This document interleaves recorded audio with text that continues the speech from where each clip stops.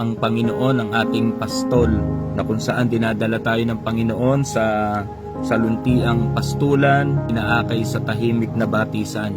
So ganun ang karakter ng isang pastol, mga kapatid, ay dinadala tayo sa lugar na kung saan tayo ay makasusumpong ng kapahingahan. Actually, kung isa-search natin itong green pasture, ang iisipin agad natin ay talagang luntian, kulay green na mga damuhan. Based on the research, sa Israel kasi ang green pasture na tinatawag ay yung mga sibol ng mga damo na makikita sa mga batuhan.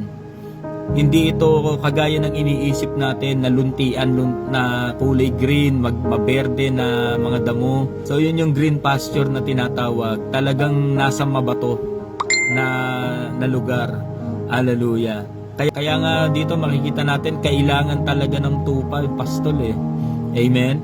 Hallelujah. Kasi hindi sila mabubuhay nang wala ang pastol. Kagaya ng lagi natin sinasabi, mga kapatid, ang isda, alisin mo sa tubig, mamamatay ang isda.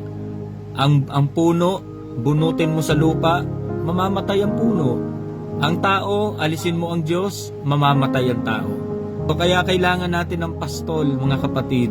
Kaya tayong mga tupa, tayo inihalin tulad sa tupa hindi sa kambing, hindi sa kabayo, hindi sa kamelyo, kundi sa tupa. Kasi alam nyo, ang tupa, meron siyang karakter na kagaya natin na we cannot live without God. Hindi mabubuhay ang tupa nang walang pastol na mag-aakay sa kanya, na mag-guide sa kanya. So kaya tayo mga kapatid, magpaturo tayo, magpaalaga tayo sa ating mga pastol. Amen po ba?